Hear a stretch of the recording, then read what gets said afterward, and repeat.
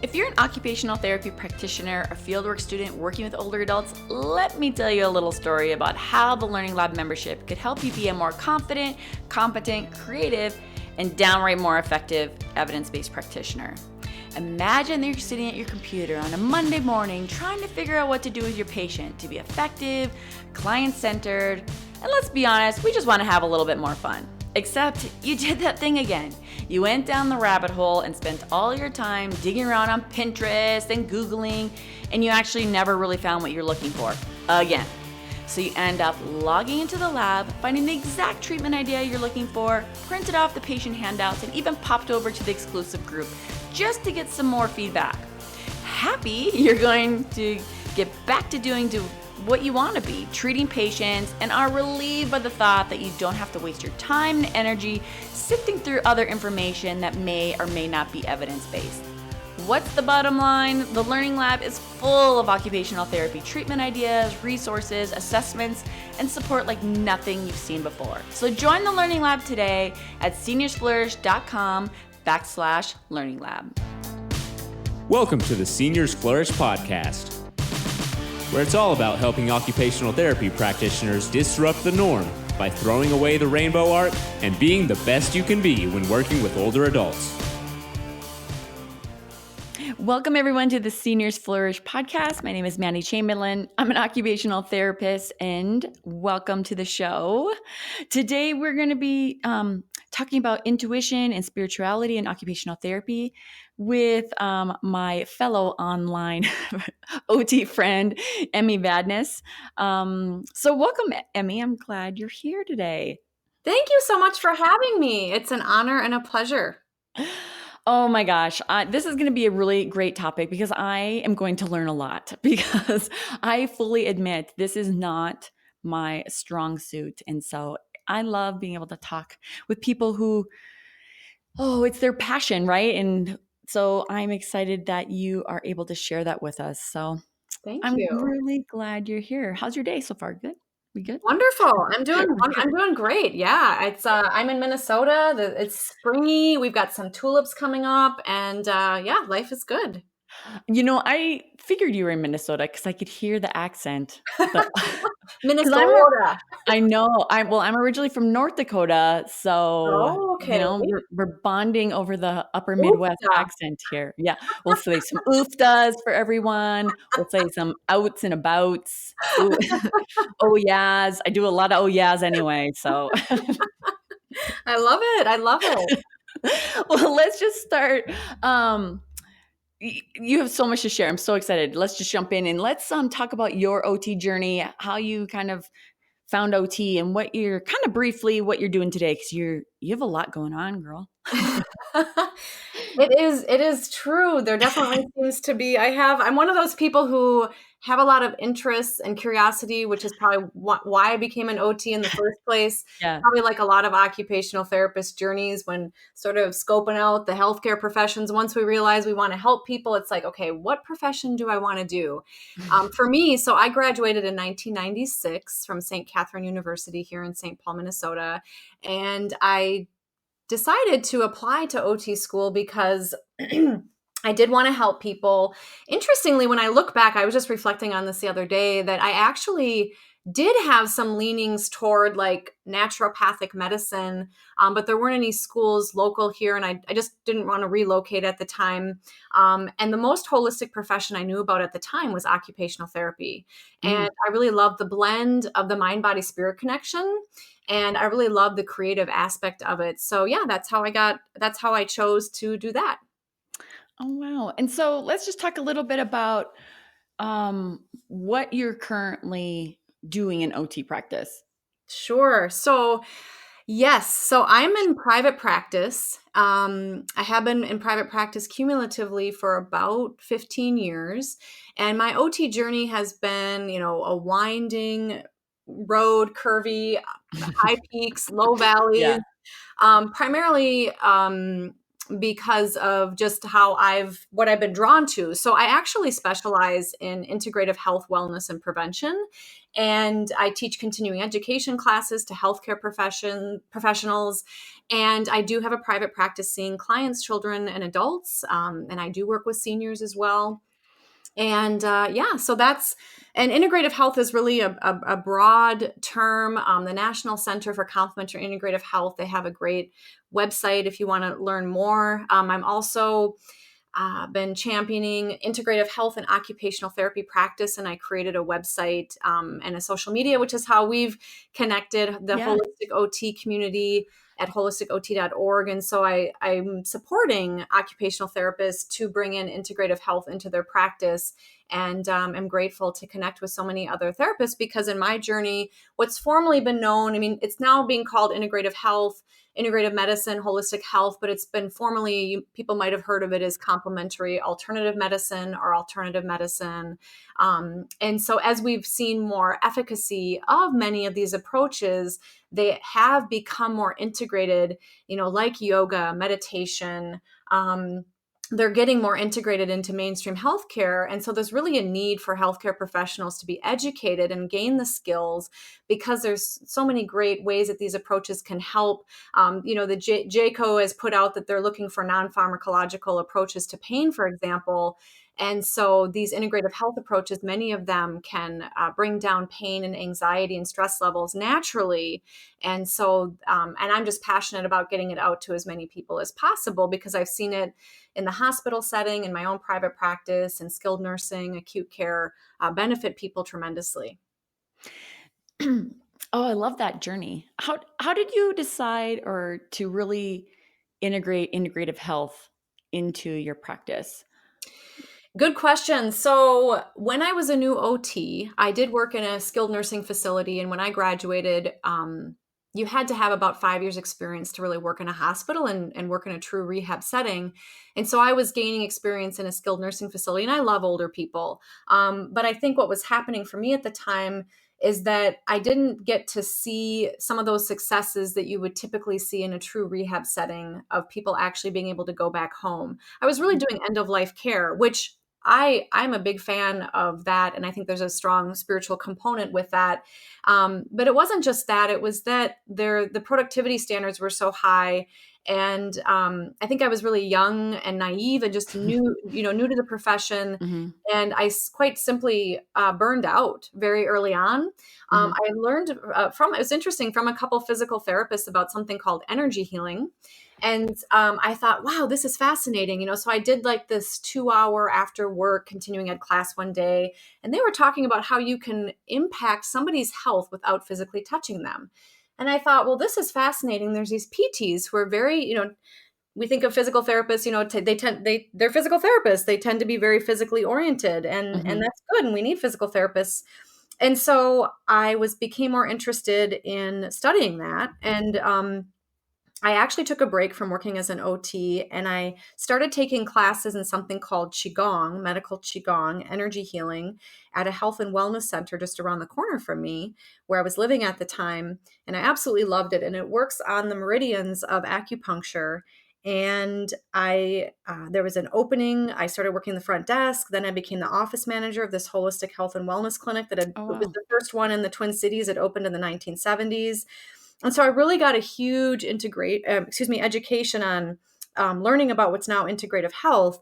And so I then went to massage school, because I recognized how much stress impacts people. And in fact, and that was the other piece when I was working in the skilled nursing facilities. I thought, I really want to help people not have to have these debilitating strokes. I'd really love to have people not have to suffer from being compromised with their activity level and tolerance by having a heart attack.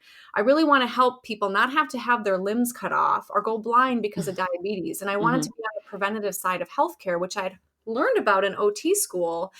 But when I got out, I realized I couldn't really do. So that was also why I left the skilled nursing facilities, because quite frankly, I felt like I was part of the problem in healthcare, which we now know that 75% of chronic conditions can be prevented through lifestyle choices, making healthier lifestyle choices. That research has come in, folks like Dean Ornish, who has been studying, cardiovascular health, Joel Furman, I had the pleasure of speaking with Dr. Wayne Jonas, who was the first director of the Office of Alternative Medicine. And so I went on this journey basically of exploring more integrative health approaches.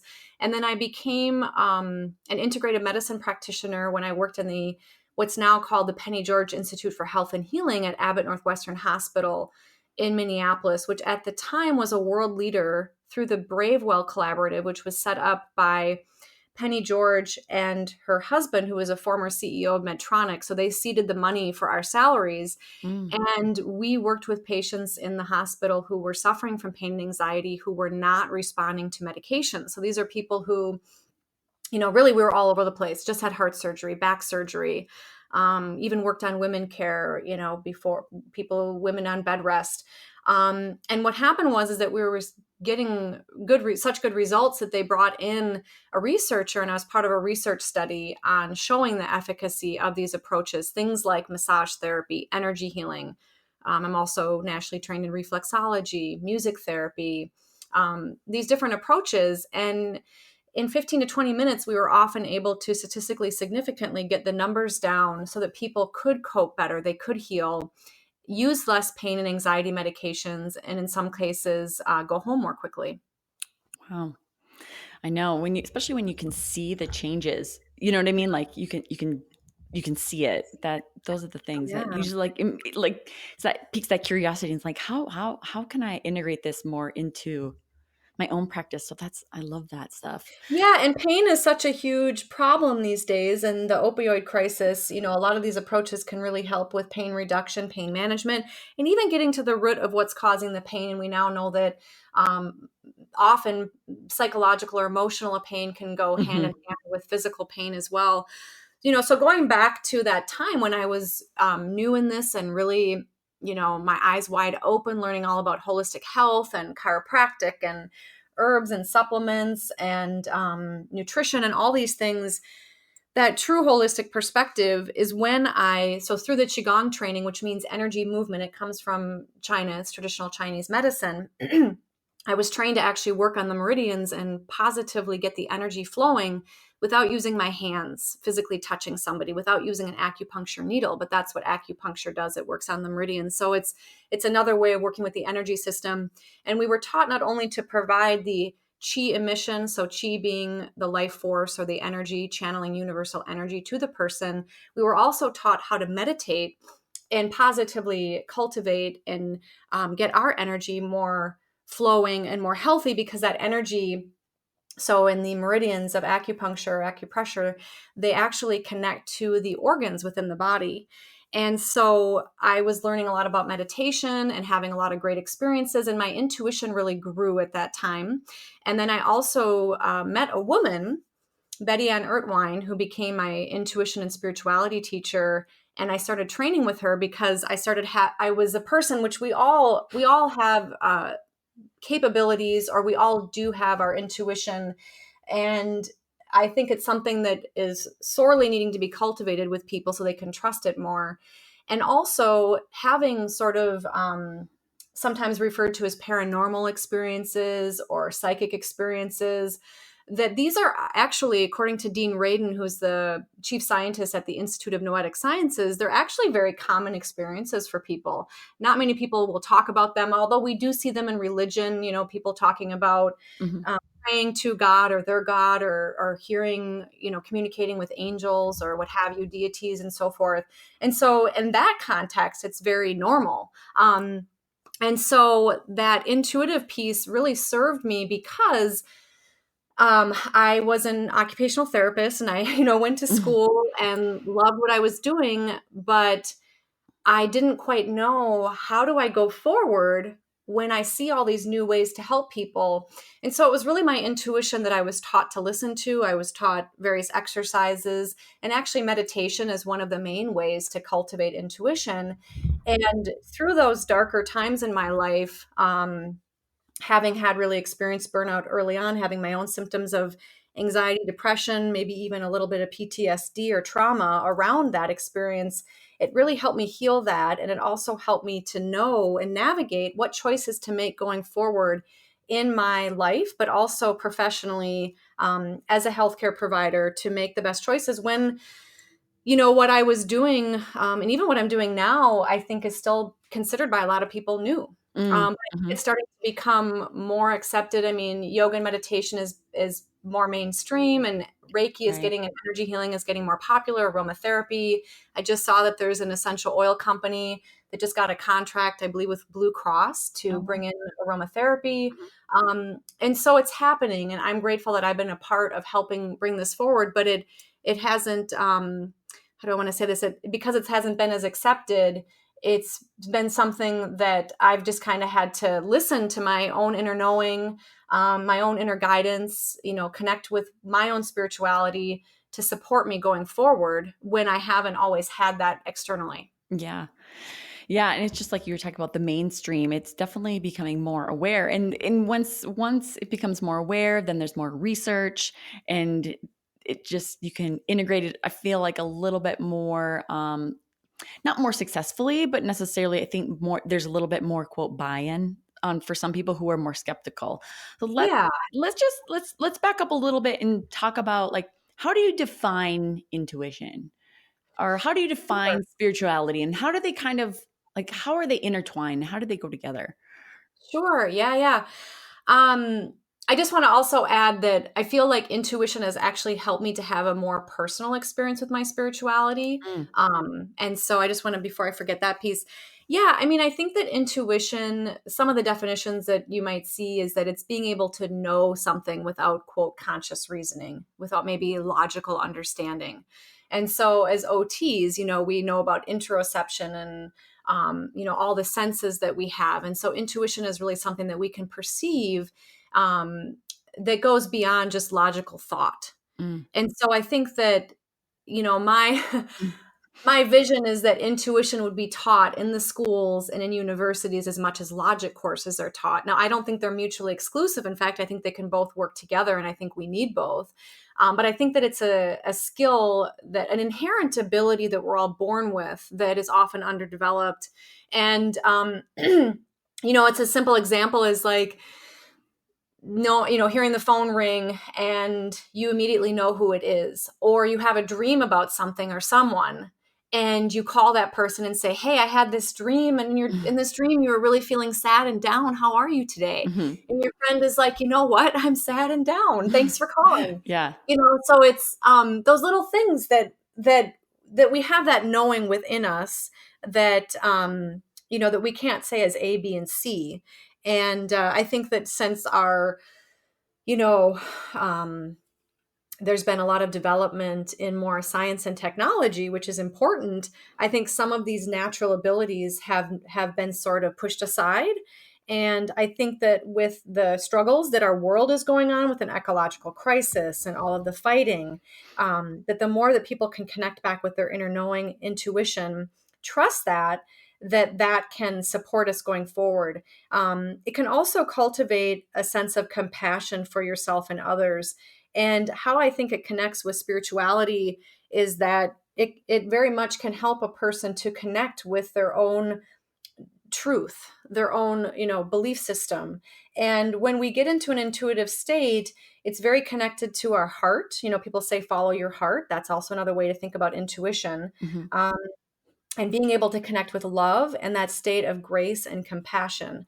And so a simple way to connect with intuition is just to take a breath in and out, focus on your heart, connect with a feeling of love and compassion, and then begin to shift into that higher consciousness awareness, which I actually think is our true selves. It's interesting because a very definition of intuition or spirituality, and I'll get to a little bit about spirituality here in just a moment, it's sort of that it's maybe beyond, I guess this sort of is a definition of spirituality, is it's connecting with something beyond or higher than ourselves, which I actually think is ourselves, and that we just have sort of lost touch with that by not being as connected to nature and so forth. And the Latin root word for spirituality is spiritus, which means breath, wind, air, soul, or psyche. Mm. And obviously, spirituality is very personal to everybody. I'm not here to say what I think people should think about spirituality, but certainly I'll throw out some words here and just kind of listen for yourselves on what you feel it is. But it certainly conveys a personal meaning for each of us.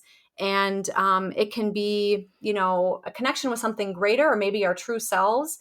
And it can also is something that maybe can give us more meaning and purpose in life, which is very rooted in what OT is all about.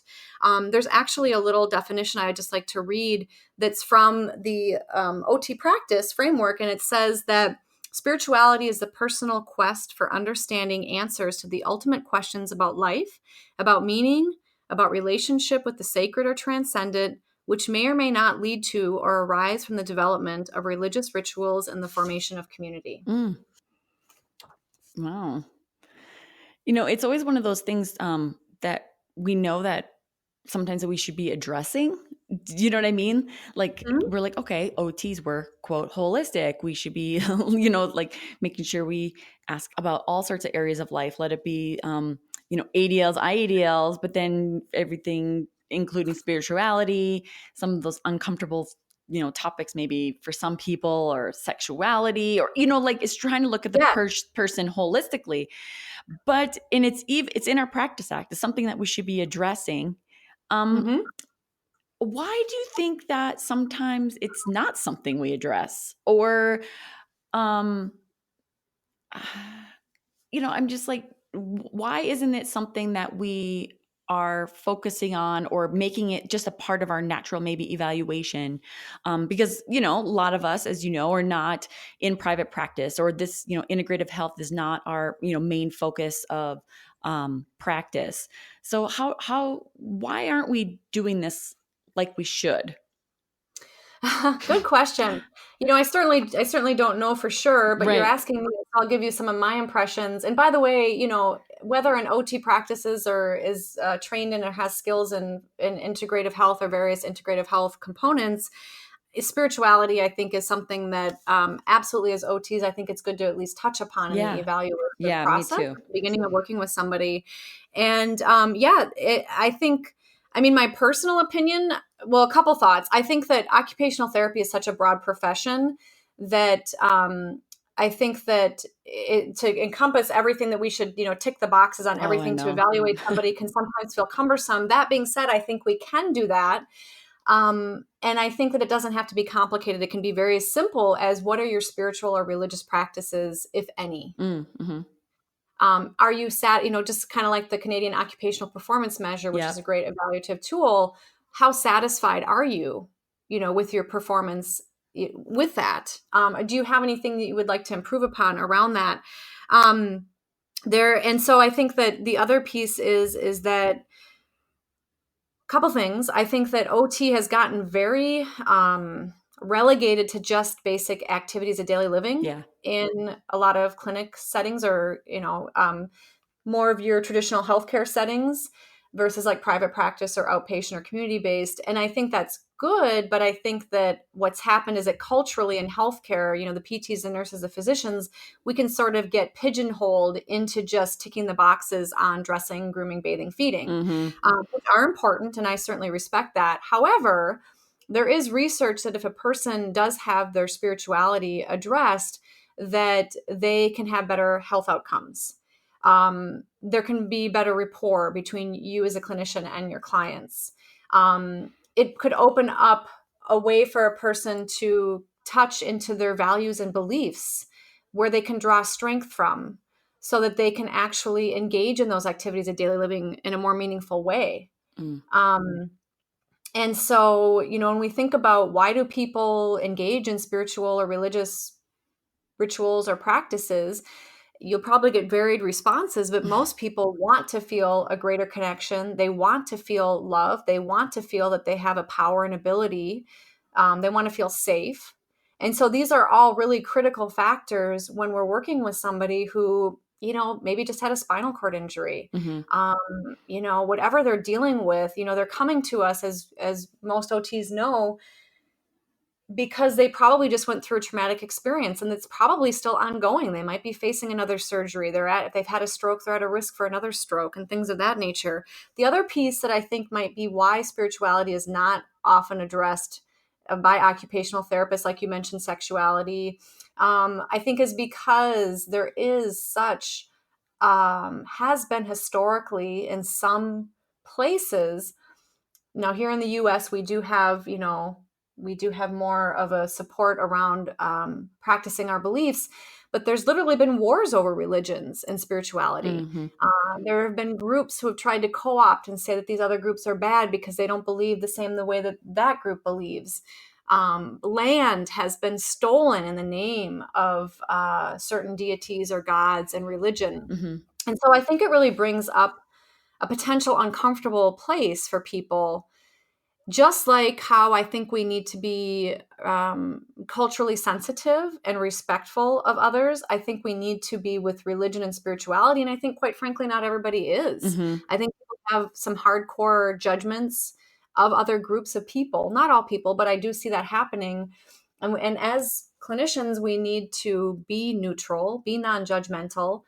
And also, I think that healthcare professionals, this is true for a lot of things that we share with others, is that we practice what we preach. If you're not clear on what your sexual orientation or identity is, how comfortable are you going to be working with a client about their sexual identity or sexuality or what have you in the clinic? Mm-hmm. Same with religion or spirituality. If you're not that you have to be crystal clear, but I think that it's maybe a good idea to explore within yourself, what are your beliefs?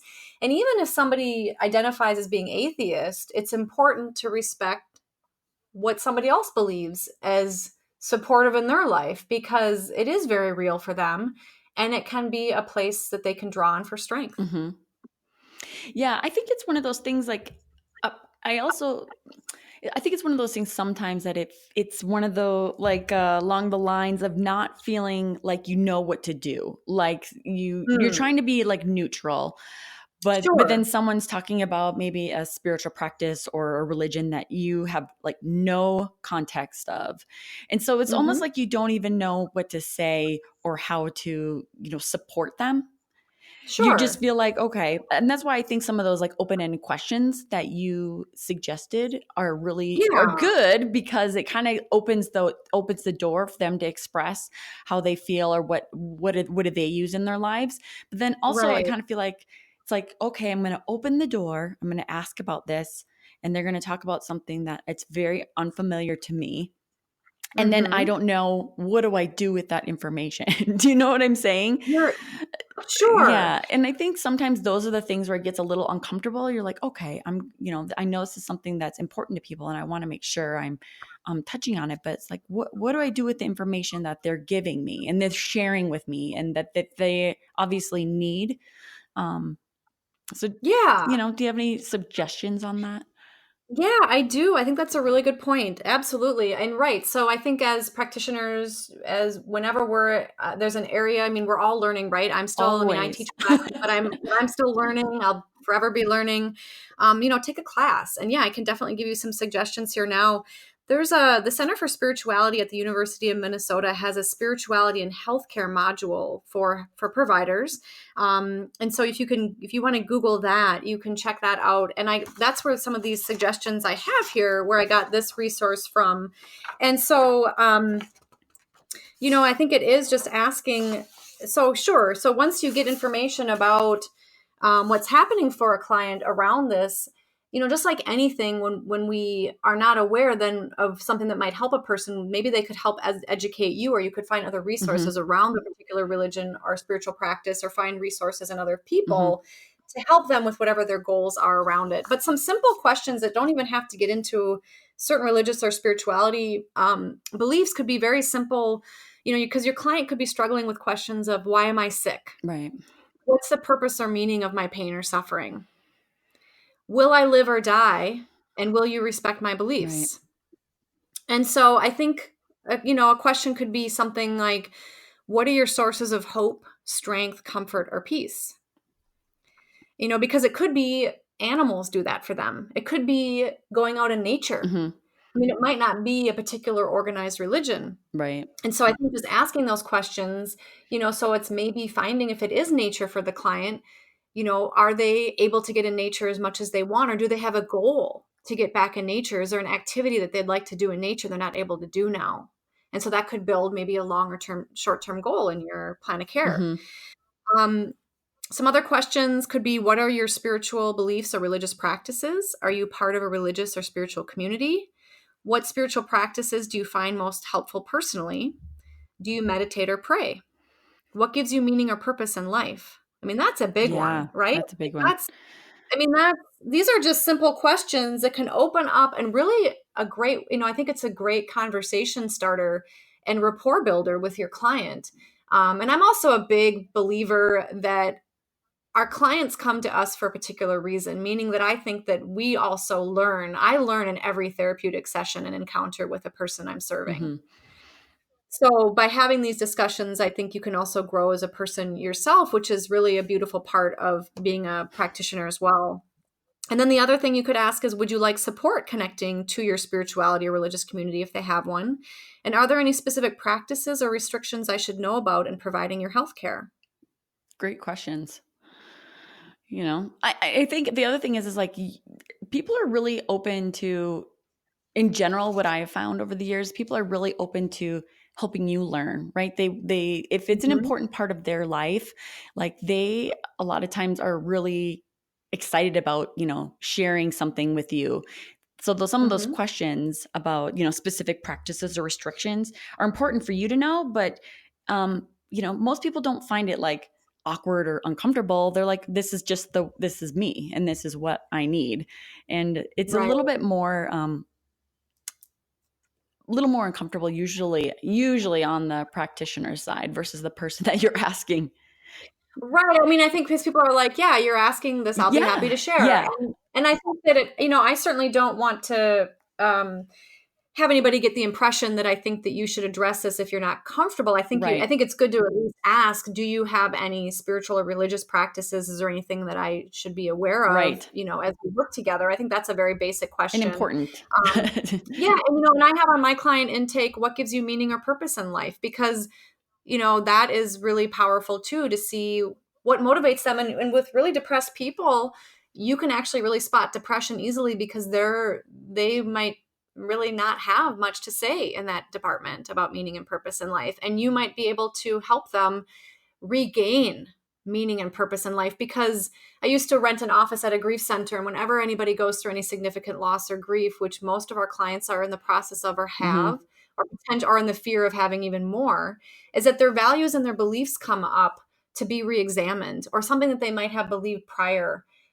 They question it. Mm. And so there's a saying, and a broken heart is an open heart. So here we are with somebody who's going through probably a hard time in their lives, and you have the opportunity to help them get in touch, maybe in a more deep way to their soul than they ever have before. And not everybody's different. Not everybody's going to want to do that, but it's an opportunity that you can at least scratch the surface on and see if they want to explore more. And the other piece is, absolutely, I mean, if you're in a hospital setting, and you're part of a team, you might prefer to refer them over to pastoral Mm. care. But at least you've gotten the conversation started. And because it is a huge component of a way that a person can heal, be well, and prevent disease. Hmm.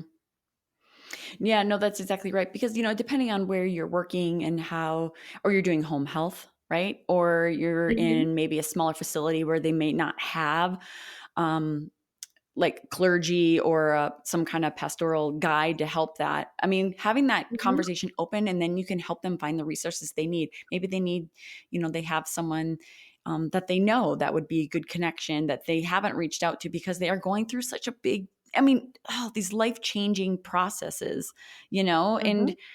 and, being able to cope. And if that is an important area of their life, then it's one, obviously very important for us to address that, and help our clients the best that we can, and looking at them holistically, right? and Yeah, absolutely. gosh.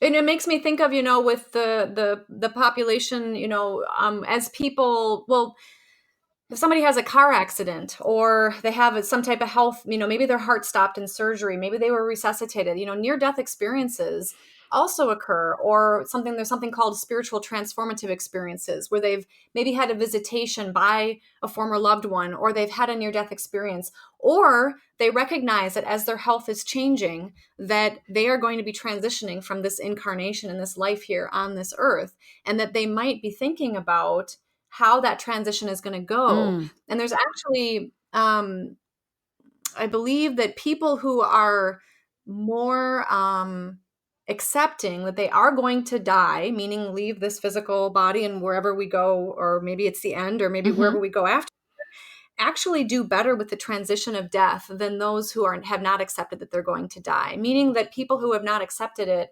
can have, it's not I can't say unequivally everybody will, Right, this will happen right. for everybody, but I just some of the experiences I've had, that if they haven't looked at their spirituality or what that means to die, or how to, how to have a good death, if you will. Hospice is also really important in palliative care with that, that there might be some more suffering that doesn't need to be there in that Right. process. By actually, we don't, in our culture, at least here in the United States, it's not something that people talk about very often, is death. And I think that that's something that is important to discuss. And, so that could be another avenue of exploration when working with your clients is, asking them if they've had any type of, any spiritual experiences, or, and see what they have to share. And just, again, notice if there's a doorway into that, and follow it. Your client will lead you on where they're comfortable going. It's so true. Our job is really just to open those little doors and listen. I think you can learn so much. You can learn so much from your clients that way. Absolutely. And I just want to share really quickly too. Again, I believe this came from the University of Minnesota as well. So Howard Kleinbell, he has his PhD, and he did psychological counseling and pastoral care for over 30 years. And he found that there are 7 spiritual hungers that humans have in common. And they are healing and empowerment of love, renewing times of transcendence, vital beliefs, values, priorities, and life commitments, inner wisdom, creativity, and love of the unique transpersonal spiritual self, awareness of our oneness, and spiritual resources to help heal. Wow. 7. I never thought of it like that way, but it does make sense, doesn't it? Yeah, I mean, I think, I don't remember who it was, but I think that somebody found that there was even a God gene. We're wired to have that desire for something, greater, or even finding that. I mean, that's where I'm such a fan of intuition, whether a person considers it, prayer or what have you, depending on everybody's beliefs. But, and that's what yoga is about with samadhi. It's being able to connect with your small I with the bigger I, or the collective consciousness of how we all really are connected and can be in that oneness together. But recognizing, I mean, I grew up going to Catholic church, and my parents divorced, so I stopped going when I was about a teenager, adolescent teenager. And when I met my spiritual teacher, intuitive teacher, it really taught me how to have that spiritual connection that I didn't really sense when I went to the big cathedral. I love the cathedral here in St. Paul, Minnesota. It's absolutely beautiful. If you ever come to the Twin Cities, go. It's gorgeous. The times that I felt that was when we would shake hands and say, "Peace be with you." And there was one particular prayer that also would help me to connect with that. But otherwise, I really felt disconnected from it. And so I think that, exploring our spirituality, our connecting with our own inner wisdom, our own inner knowing and intuition can strengthen that within ourselves personally to help us stay well, have less suffering, have more meaning and purpose in our life, and support others to do the same. Oh, absolutely. I think it just once you start exploring your own spirituality, you're just more comfortable with the whole topic in general, I think. You know what I mean? And do you have any suggestions on some ways that if someone's kind of looking to explore that, what are some ways to do that? Good question. There have been books written on Yes. this. I guess for me, I would just suggest, what are you interested in? Is there a particular, again, I think it's going back to what gives you meaning and purpose in life. So I think that that's really significant. In fact, Wayne Jonas's book, How Healing Works, he says that 80% of our healing, our health, our wellness comes from within us, meaning it directly goes back to our own beliefs, our what gives us meaning, really what's formerly been known as the placebo response. So there's a lot of power in that.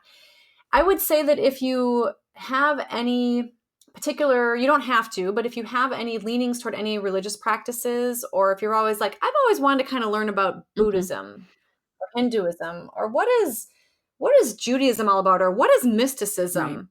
What really, is this particular religion or that particular religion? What are they all about? And so I would encourage you to explore them. And I'm doing that. I mean, I've been on the journey myself. I consider myself to be, I respect really all paths. To me, I feel like there's universal truths in all religions or spiritual practices. And that's why I'm such a fan of intuition, because I feel a lot of them are actually wanting you to connect back within your own heart, within your own love and compassion and inner knowing in that regard. And be kind, be loving, be kind to one another. The other piece I think is that because meditation has so many health benefits, and one of them is actually connecting you to your spirituality, whatever that may be for you personally, that can help you explore it. So if you haven't developed a meditation practice, I would highly, highly encourage you, because there's great research on how meditation can lower stress. It can, we even know that it can lower pain. It can induce the relaxation response. It can help with the negative expression of genes where diseases can be negatively expressed. And there's even research, Dr. Herb Benson, who coined the term the relaxation response. He has a great book called The Relaxation Revolution. And he talks about how regularly inducing the relaxation response with what he calls the remembered wellness of capitalizing. This is for somebody who's had like a health condition, of how you were when you were well, that you can actually reverse the negative expression of your genes. And in some cases, people are reversing diseases. And so that book is actually full of research studies on that. So that's where it's like, it gets very multidimensional with these techniques, is that it doesn't just serve one purpose. It can help people in truly a holistic way. And so by, there's meditation apps. I actually teach courses in meditation. I have a YouTube channel that has some free meditations up. I would encourage anybody, who's getting into it. I think it's good to have a teacher, or at least, touch base with somebody around your meditation practice, because you can kind of, just to help navigate, and also so that you continue on the path with it. But it can be really simple. And through that process, what happens is that you start to feel and experience more moments of quiet, more moments of peace, which is why I think so many people love being in nature, because I think that that's where we really connect with that greater all within and without. And then through that process, I think you'll discover that your own flavor that works for you of spirituality or religion will come to the surface for you. I love that. because I think what people think of, if it's meditation, is kind of like foreign to them. They think it's what you think of meditation isn't always exactly what it is. Do you know what I mean? It doesn't have to be this, it can be, but it doesn't have to be this, seated, like leg crossed, eyes, you know what I mean? Like, it doesn't have to be this thing that I think sometimes people who are exploring it and looking into it feel like it is. Does that make sense at all? I mean, growing up in the upper Midwest, I didn't know anyone that meditated or even talked about it or what that even means. Right. Do you know what I'm saying? And so it's I like having like maybe a leader or someone are going through a process or taking a course like like you've done or that you provide and things like that, because I think there's a lot of people who might be interested in it, but they don't really know what it looks like or what it can look like. And just finding that sense of peace and focusing that attention, and how that can help you in day to day. I know it's like when I started kind of like exploring, like, what does it really mean? Because you hear, friends, and they'll be like, meditating in the morning or doing their thing. And you're like, oh man, I wish I could do that. Like, you just feel like that is nothing. I cannot do this. I understand. I used to be like that. And now I have a morning meditation, prayer, my exercise, yoga. I have my routine that I do because it sets the tone Yeah. for the day. And I've also structured my life. I work for myself.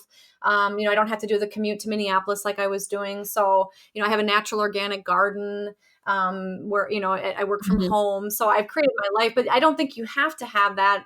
But if it is a goal of Right. yours to, to do that, set your own goal or intention. There's a lot of power in that, of what you want to have happen in that.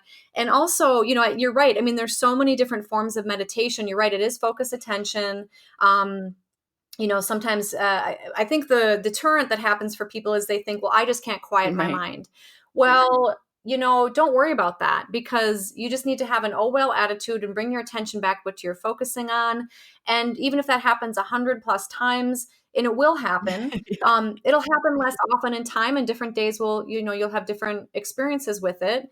And so, yeah. And the other thing I just want to mention is that yoga, because it's gotten so much more popular. I just had the great fortune to interview Dr. Arlene Schmid, who is really the top researcher in our profession on yoga for rehabilitation sciences.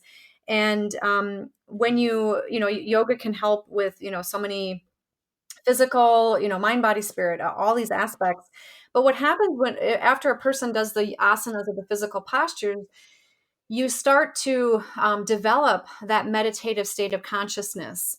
And so, meaning that by holding the poses or following your breath or doing the pranayama breathing or doing the shavasana, which is the corpse pose at the end where you rest and really let the yoga integrate, you're actually training. And there's research that there's neurocognitive changes happening that can increase attention and memory and help you with decision making and outlook and a sense of well-being. And then it does trickle down to the physiology of blood pressure, heart rate, even all the way to the genetic level. And so that's why these approaches are so powerful, and definitely can help with spirituality, but they also help you in all aspects of your life. And meditation can be not only enhance your activities of daily living and ability to participate or help your clients with that, but it can be its own ADL in and of itself. That's a really good way to look at it. I honestly never really thought about it that way, but yeah, Yeah. good. Because I look at that in my life. I'm like, well, why is this just considered? I think it's changed now with the new OT with complementary health Yeah. approaches and integrative health position paper by AOTA. But I think a few versions back, I think they considered some of these approaches like meditation as a preparatory method to other activities. But it really, the other thing, like mindfulness is so popular, that mindfulness is something that you can practice, seated, or you can actually engage in it throughout your daily activities. Well, and if it's part of someone's everyday routine, if they go through, do some, like you were talking about how you kind of have your little routine of meditation in the morning and things like Yeah. that. That's an occupation. So, Yeah. we're, Like brushing my it's teeth or just taking a part of shower. it's just part of your day. And so that's why it's really important to ask about people's routines and habits, and in addition Yes. just to the basic ADLs and IADLs, because those are the things sometimes I think we miss. And that if that is something that's an occupation to our clients, that's something that we need to be addressing. So I love this conversation. I think we could talk all day about Me this. too. I'm pretty sure we I can. I do, and I love it, and I'm so grateful that I have created my professional practice around a lot of these topics, because it is very rich and rewarding, and it keeps deepening my life and my practice daily as well. Well, why don't you talk a little bit about how people can connect with you and maybe your website a little bit so people can find out more? Sure. Yeah. So I have two websites. My own private practice is just my name, so it's emmyvadnais.com. And then the holistic OT community website is holisticot.org. And I put out a lot of different articles. There's blogs. I have videos, a YouTube channel that has various meditations. I also have a podcast, Healing Connections. And for any occupational therapists who are interested in OT and integrative health, there's a lot of great information on holisticot.org. There's also a private group on Facebook, Holistic Occupational Therapy. There's over 3,500 OTs around the world, and students and retired OTs. And there's great content, and I would love to hear from all of you. And I'm grateful for this opportunity to share this content with you, Mandy. Thank you so much for getting it out to the folks who follow Oh my you. gosh, of course. I think it's like I love listening to different people's perspectives and getting that information out, because integrative health is just growing. And I feel like it's just having another avenue of, integrating that into our practice to help our clients to the best of our abilities. So thank you so much for being with me today and being with us and sharing your knowledge and spreading the OT love. So thanks so much, Emmy. Thank you, Mandy. Thanks, everyone. And until next time. Do you feel like you're navigating the OT world without a map? Not feeling confident or competent in your day-to-day treatments and struggling to apply your knowledge clinically? Then be sure to check out the Seniors Flourish Learning Lab membership. It has all of the treatment ideas, patient handouts, clinical resources, community support, and mentorship you need to succeed. Join today at seniorsflourish.com/learninglab.